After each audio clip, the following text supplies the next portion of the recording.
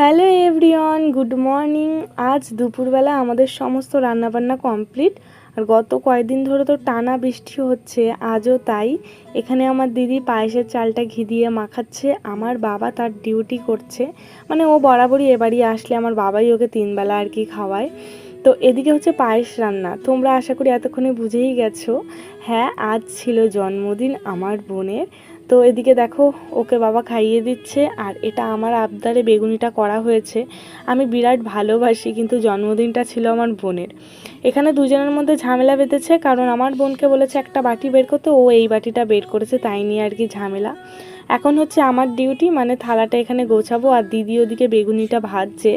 কিন্তু এখনও আমি বুঝে পাচ্ছি না আমার বোন আমার পেছন পেছন এগুলো কি করছিল।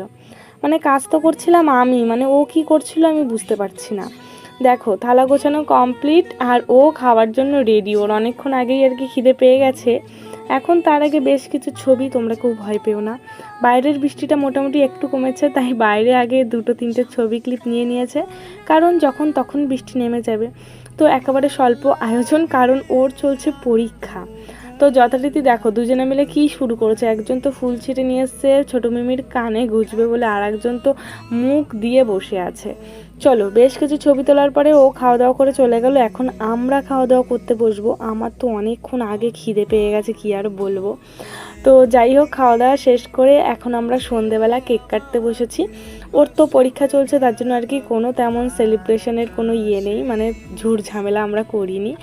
আমরা ভেবেছিলাম সন্ধ্যাবেলা একটু ঘুরতে যাব, কিন্তু হয়নি, মানে বিকেলবেলা। সব শেষে এখন একটা দরকারের জন্যই আর কি বেরিয়েছিলাম।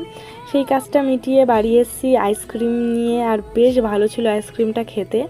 দেখা হচ্ছে তোমাদের সঙ্গে নতুন একটা ব্লগে। আর রাত্রেবেলা আমরা করেছিলাম বাসন্তী পোলাও। কিন্তু এই যে মধ্যবিত্ত বাড়ি, বৃষ্টি, তার সঙ্গে ক্যান্ডেল লাইট ডিনার, সকলে মিলে এনজয় করেছি। আর আমাদের দিনটা এরকমভাবেই কাটলো। বাইরে তুমুল বৃষ্টি হচ্ছে। দেখা হচ্ছে নেক্সট কোনো ব্লগে। টাটা।